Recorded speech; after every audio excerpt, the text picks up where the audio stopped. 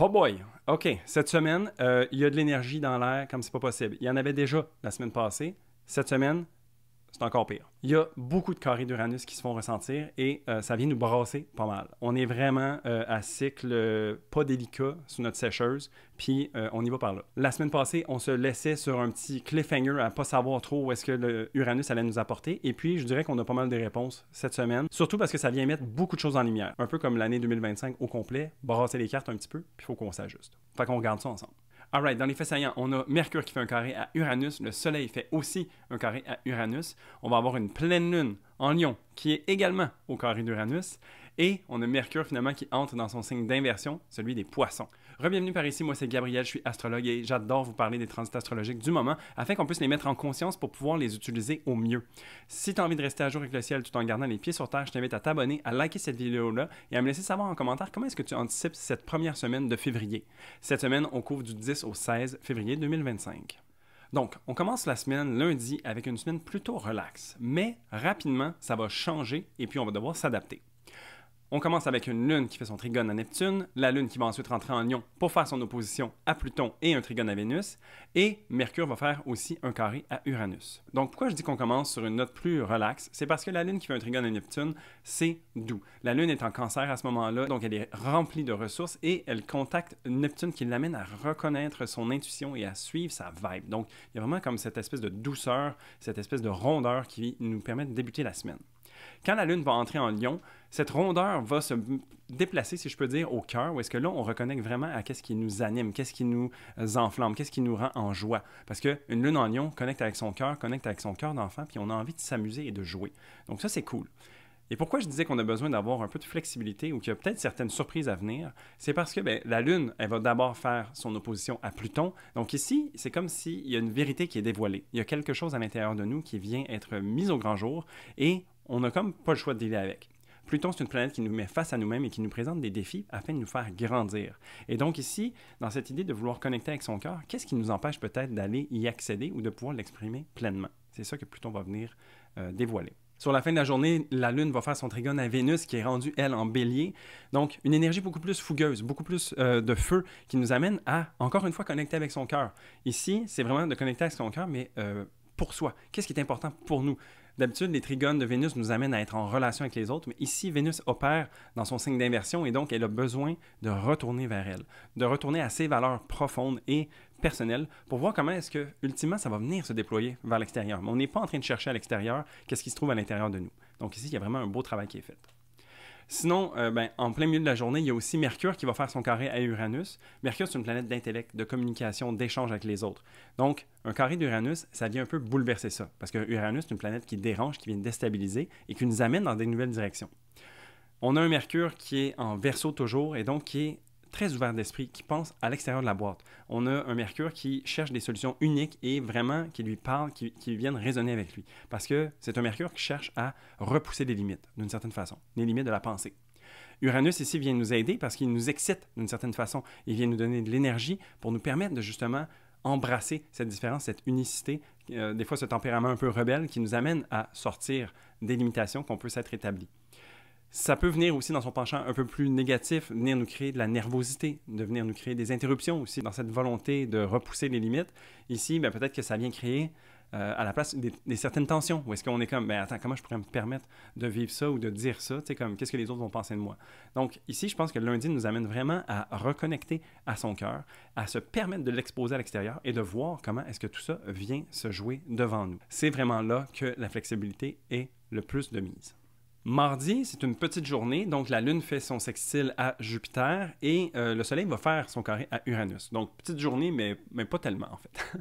La Lune sextile Jupiter, c'est des belles opportunités à prendre et à saisir. La semaine dernière, je disais que Jupiter dirait que ça repartait la machine, donc on a un Jupiter qui est très, très, très excité de pouvoir nous aider. Et puis, un aspect de sextile, ça vient justement faire ça. Donc, la Lune qui est dans un signe de feu, qui a envie de reconnecter à ce qui lui met en joie, eh bien, Jupiter lui amène en fait 10 options possibles pour voir qu'est-ce qui serait la meilleure et pourquoi pas toutes les essayer. Ici, ça peut être souvent, on a l'appétit plus grand que la panse. Alors, c'est de faire attention de ne pas prendre des trop grosses bouchées, mais en même temps, de pouvoir profiter de ce qui est disponible. Le Soleil, quant à lui, qui fait son carré à Uranus, ici, en fait, tout dépendamment de comment on a vécu le lundi précédemment, c'est de voir comment est-ce qu'on se permet de vivre sa liberté. Le soleil, c'est notre ego, notre identité, notre mission, notre quête de vie, on peut dire. Et ici, on a un désir d'émancipation. On a envie de sortir des carcans qu'on s'est peut-être établis soi-même ou que la société nous impose. On a envie de mettre les idées claires, en fait. On a envie de recadrer le truc pour que ça fonctionne pour nous. Ici, le soleil est en détriment, donc il est dans le signe du Verseau, son signe d'inversion, où est-ce qu'il opère avec moins de ressources qu'à l'habitude. Les planètes en détriment, ce que j'aime à dire, c'est que ce sont des planètes qui doivent s'exprimer de manière créative, parce que justement, elles n'ont pas toutes les ressources nécessaires pour pouvoir faire ce qu'elles font habituellement. Et donc ici, on a besoin d'user de stratégies différentes. Ce qui peut venir faire un poids un peu sur notre système nerveux. Parce que le Verseau, souvent, on parle de connexion avec l'extérieur, avec autrui, son réseau, tout ça. Mais si on ramène ça à l'intérieur de soi, avec son système nerveux, par exemple, ou sa vitalité, ben, c'est là que peut-être ça peut venir nous mettre en surcharge, ou est-ce qu'on a peut-être à gérer un peu trop de stress par rapport à ce qu'on est habitué. Et puis, ben, peut-être que ça vient nous court-circuiter parce qu'on n'a pas nécessairement l'infrastructure au moment présent de venir encaisser une grosse charge d'énergie. Parce que oui, Uranus vient provoquer des changements, déstabiliser le statu quo et tout ça, mais il faut quand même être capable de le prendre. Moi, souvent en consultation, je vais dire, le but, c'est d'y aller à la hauteur de ce qu'on est capable de prendre. Et puis, ça ne veut pas dire qu'on est obligé d'y aller à 100% du premier coup. Peut-être que c'est quelque chose qui va se faire sur la durée. C'est sûr que c'est un transit ici qui est rapide, mais je pense que c'est peut-être aussi une ouverture sur quelque chose de plus grand, une prise de conscience nouvelle qui va nous amener à peut-être avoir des impacts sur les quelques jours, quelques semaines à venir. Donc, je sens que j'ai vraiment l'énergie dans le tapis à parler de cette semaine. Ça doit être les carrés d'Uranus qui commencent à venir m'exciter un petit peu. Ici, donc, mercredi, on a la pleine lune vraiment en Lion, qui est l'aspect principal de cette journée. Une pleine lune en Lion, donc, ça vient mettre en lumière l'aspect du Lion chez nous. La Lune, elle transite là, comme je disais plus tôt, elle vient nous aider à reconnecter à notre cœur et elle nous permet d'être dans notre naïveté, dans la joie de vivre. On a envie de partager, on a envie d'être vu, d'être entendu, on a envie d'être généreux de nous-mêmes, en fait, ici. Et donc, en complément au travail qui a déjà été entamé avec la Lune qui est en opposition avec Pluton, bien, c'est de voir ici comment est-ce que les choses que Pluton est venu dévoiler, qu'est-ce que ça fait quand on les met à la lumière, tu sais? Des fois, on a peut-être une vérité qui nous est dévoilée, puis on est comme « comment est-ce que je vais dealer avec ça? » Je sais pas trop. Mais on vient mettre un peu la lumière, on va dire, de la conscience là-dessus, et ça vient faire en sorte que hey, écoute, c'était pas si pire que ça finalement. Peut-être que ça m'amène en fait de voir les choses différemment, d'y porter mon attention parce que je suis parti en peur au début et puis finalement, c'est pas si pire que ça. Donc tu vois quand même que d'avoir une certaine perspective, ça vient doser en fait le truc pour nous. C'est sûr que cette lunaison, elle est au carré d'Uranus. Donc Uranus, il fait son travail. Il est là pour nous déstabiliser et pour s'assurer que du changement s'opère. On le sait, depuis plusieurs années maintenant, Uranus opère dans le Taureau, ce qui n'est pas le signe le plus changeant de tous, mais c'est comme si ça venait nous demander en fait d'avoir des changements pérennes, des changements qui vont durer dans le temps et qui vont être importants pour nous. Ils sont juste en aspect par signe, mais Pluton est au carré de ce Uranus-là pour l'instant, tu sais. Et donc, ça vient nous dire que c'est important ce travail-là. C'est important de se permettre le plus de flexibilité possible à travers ce que l'on a envie qui soit pérenne, qui continue d'exister et d'être matériel pour nous. Donc, si on vient briser ce carré d'Uranus, le carré à la Lune vient nous amener à prendre soin de nous de manière différente, à reconnecter à son cœur d'enfant peut-être de manière différente, de lui laisser la place, de lui tendre le micro. Au niveau du Soleil, ben, c'est un petit peu ce qui se passait la veille déjà, mais c'est de voir comment est-ce qu'on peut se permettre de s'émanciper par rapport à ce que l'on vit autour de nous. Comment est-ce qu'on peut avoir une certaine forme d'agentivité ou une certaine forme d'empouvoirment? C'est un nouveau mot que j'ai appris qui est officiellement dans le Robert depuis 2025. Alors, comment est-ce qu'on peut se sentir en puissance ou empouvoiré? Je ne sais pas si ça se dit, celle-là. Mais bon, comment est-ce qu'on peut faire au mieux avec ce que l'on a? C'est ça un peu qu'un soleil en Verseau vient nous proposer de faire comme travail. Au-delà de ça, ben, le soleil est très proche de Mercure aussi et la Lune va faire son opposition à Mercure également. Donc, quand je disais qu'il y a des nouvelles choses qui sont mises en lumière, bien, ici, c'est au niveau de la conscience, au niveau de comment est-ce qu'on pense et qu'on réfléchit. Donc ici, j'ai vraiment l'impression que c'est une culmination qui vient nous prendre de court, mais pour notre bénéfice, en fait. C'est comme si on s'imagine, j'aimerais ça que tout aille bien tout le temps, mais ici, il y a un petit accrochage, mais finalement, c'est une chance qu'on a eu cet accrochage-là parce que ça nous a permis de se repositionner pour ce qui s'en vient. Donc ici, vraiment, je trouve que c'est une pleine lune qui est très, très active, qui a beaucoup de potentiel, mais qu'il faut se permettre de la prendre parce que ça représente quand même une bonne décharge. Jeudi, en fait, la nuit de mercredi à jeudi, on a la Lune qui va transitionner dans le signe de la Vierge. Donc ici, on vient se tempérer un petit peu par rapport à toute cette énergie de feu qui nous habite et on vient y apporter un côté plus cartésien. On vient essayer de comprendre, en fait, de quoi il en retourne. Qu'est-ce que ça va avoir voulu dire, cette lunaison-là, pour nous et comment est-ce que ça vient se positionner dans notre réalité au quotidien. T'sais? La Lune en Vierge, elle nous amène donc à comprendre, à analyser, à aller un peu plus dans les menus détails. T'sais? Alors que la Lune en Lion précédemment, elle était plus dans l'expression l'expression de qui elle est, de sa joie. Donc ici, le petit côté rationnel qui prend le flambeau. La Lune, assez rapidement, elle va faire un carré à Jupiter. Et donc ici, encore une fois, c'est toujours faire attention aux idées de grandeur. T'sais. Puis ici, avec une Lune en Vierge, avec un Jupiter en Gémeaux qui est direct, aller dans les détails, j'ai l'impression que ça pourrait être une quête infinie. Et puis ici, c'est de voir comment est-ce qu'on va trouver son équilibre, en fait, parce que c'est vrai qu'on pourrait aller dans 1 million de possibilités et de tergiversions dans les idées et dans le mental de tout ce qui se passe par rapport à ça. Tu sais, comme, on pourrait vraiment être porté à être dans notre tête à fond la caisse, mais c'est peut-être un piège, en fait, parce que souvent, il faut se laisser traverser par les émotions. Il faut se laisser vivre, en fait, qu'est-ce qui se présente à nous et pas essayer de le comprendre nécessairement. C'est pas que c'est négatif de le faire, c'est juste qu'il ne faut pas le faire à la place d'eux. Donc ici, j'ai l'impression qu'on pourrait vraiment rapidement être très occupé au niveau mental à comprendre et à essayer de voir un petit peu toutes les pièces qu'il y a sur l'échiquier devant nous, tu sais. Mais c'est de voir comme qu'est-ce que l'on feel, qu'est-ce que l'on ressent, et puis se permettre de suivre ça. Puis voir, en fait, comment est-ce que il y a beaucoup de travail qu'on peut s'éviter à choisir une direction, puis après ça, s'ajuster, plutôt que d'essayer de voir tout ce qui est possible, et puis ensuite d'avancer. Ça me fait vraiment penser, mon jeu préféré dans la vie, c'est le jeu de Go. Et puis c'est un jeu où est-ce que tu peux vraiment mettre des pierres à n'importe quel endroit sur le tableau à chaque instant. Et donc, ça fait des possibilités astronomiques. Et puis, ben, les grands maîtres de ce jeu-là, souvent, peuvent, oui, expliquer pourquoi ils font certaines choses, mais d'autres fois, ils sont incapables de dire pourquoi est-ce qu'ils placent une pierre à tel endroit plutôt qu'à une autre. C'est vraiment une question de ressenti. Et puis, à travers cet aspect de tension, j'ai l'impression que c'est de voir comment est-ce qu'on peut... en anglais, on dit « cut through the noise », tu sais, genre comme trancher à travers le bruit et puis se permettre de suivre son intuition et puis voir toute l'expérience passée que l'on a, comment ça peut venir nous aligner sur la chose qui est juste pour nous maintenant. C'est comme ça que je ferais. Vendredi, on tombe à la journée de la Saint-Valentin, donc voyons voir de quoi il en retourne. Alors, on a la Lune qui va faire un sextile à Mars, elle va faire son opposition à Saturne et un trigone à Uranus. Au-delà de ça, on a Mercure qui va entrer en Poisson. Donc, toute une soirée, je dirais. Il y a comme un côté spicy et je ne sais pas trop comment le prendre. Alors, la Lune qui fait son sextile à Mars, c'est un aspect positif qui vient nous aider. La Lune est la maître du moment pour Mars rétrograde en Cancer, donc il y a un travail qui est fait de compréhension, d'analyse, de consolidation peut-être même, au niveau du travail qui est fait à l'intérieur par Mars. Mars est très affairé à faire un travail intérieur, à aller voir nos blessures, notre vulnérabilité, nos démons, et utiliser son aspect courageux pour venir les affronter, puis se permettre de grandir à travers cette expérience-là. La Lune, ici, est là pour le chapeauter, lui donner une certaine forme de guidance, et le ramener, en fait, dans un côté plus pragmatique qui lui dit...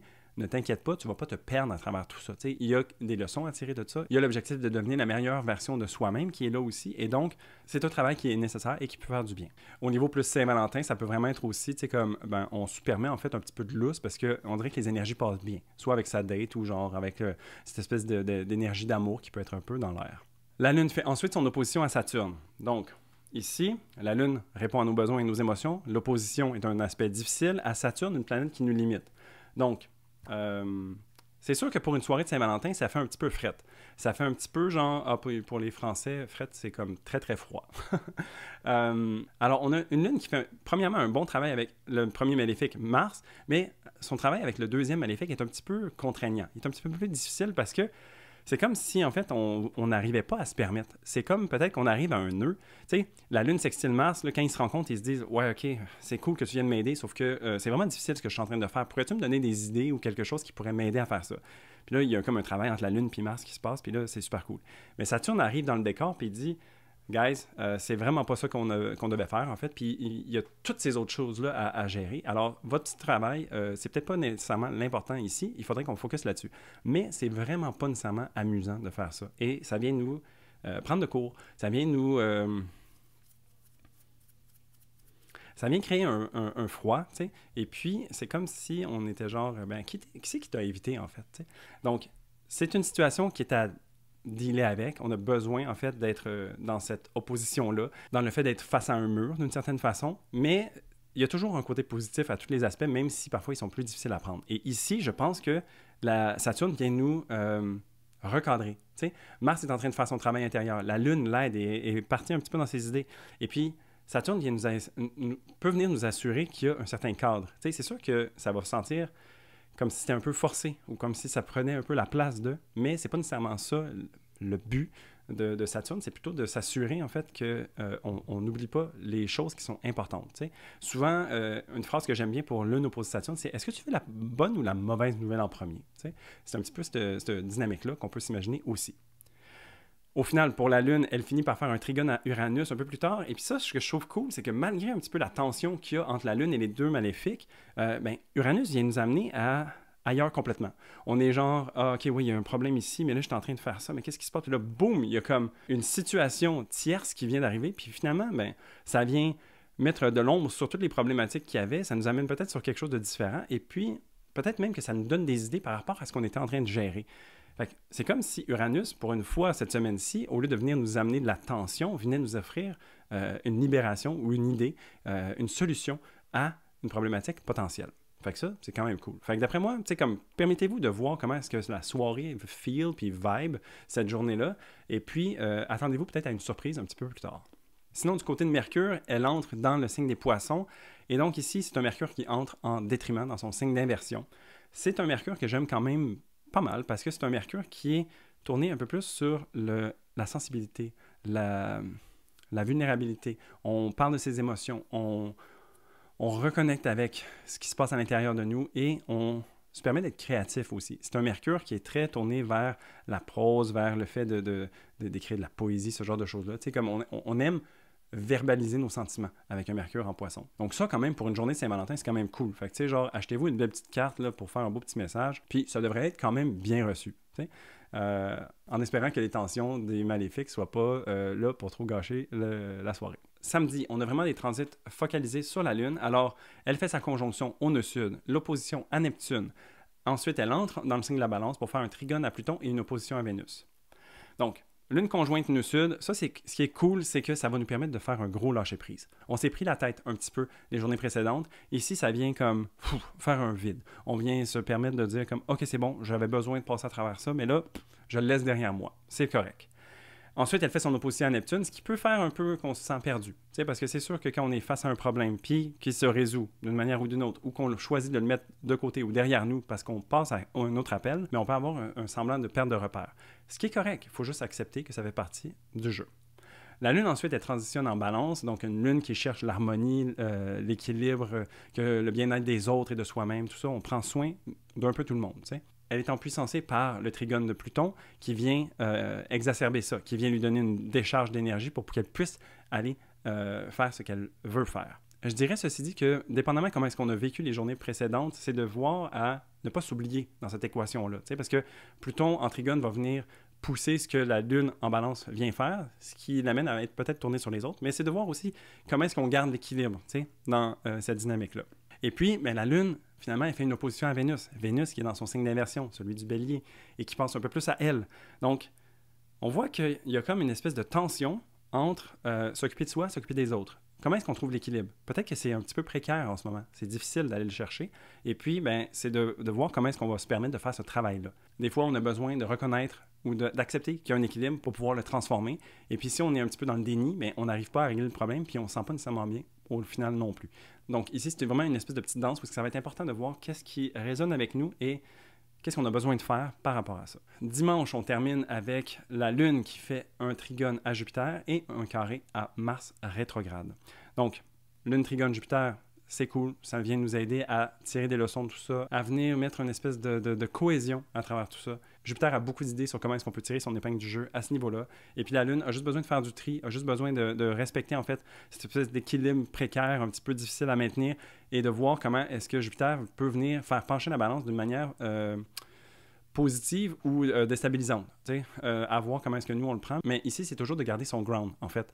Parce qu'on est toujours dans beaucoup d'énergie aérienne et on a besoin de garder ça ancré. Parce que sinon, on reste dans sa tête. Puis dans sa tête, il n'y a comme pas de limite. Hein? On peut spinner en masse. Là, fait que de se permettre de choisir peut-être une manière de faire et de s'y tenir. Puis voir en fait qu'est-ce que ça va nous apporter. Quelle leçon est-ce qu'on va pouvoir tirer de cette expérience-là pour ensuite peut-être se recalibrer ou dire yes, ça a marché. T'sais. Dernier transit, c'est la Lune qui fait son carré en Mars rétrograde. Donc ici, la Lune s'occupe toujours de Mars, ce qui vient lui donner une mitigation par rapport aux irritations potentielles.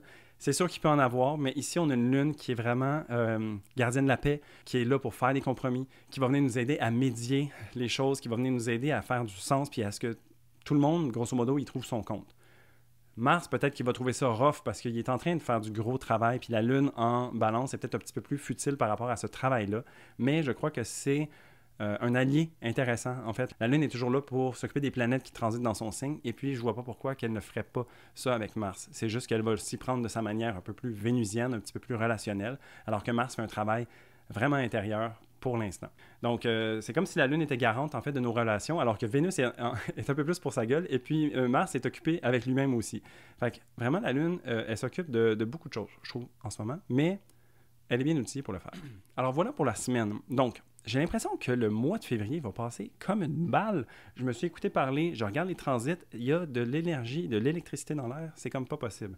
On est vraiment dans des énergies d'air et de feu, puis tout avance à vitesse grand V. Et puis la semaine prochaine, j'ai l'impression que ça va continuer encore d'autant plus. Alors, on a le Soleil qui va entrer en Poisson, on a Mercure qui fait son carré à Jupiter, qui fait son trigone à Mars rétrograde, et tout de suite après, on a Mars qui redevient direct. Ça fait depuis le 6 décembre 2024 que Mars est rétrograde. On a enfin le mouvement direct qui se réenclenche et oh God, ça va faire du bien. Sur ce, je te souhaite une très belle semaine. N'hésite pas à liker cette vidéo-là et à me laisser savoir en commentaire qu'est-ce que tu penses un petit peu de tout ça pour cette semaine.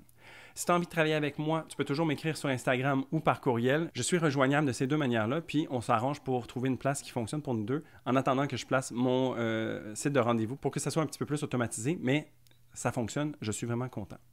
Alors, merci beaucoup pour votre écoute et à très bientôt.